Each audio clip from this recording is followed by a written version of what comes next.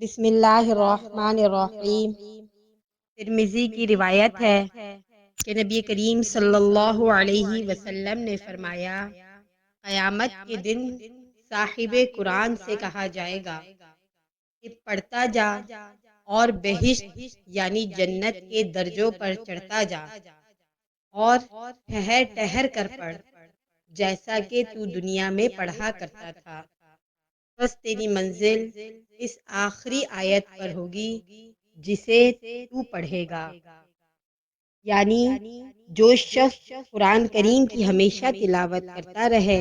اور اس پر عمل بھی کرے تو وہ شخص مراد ہے،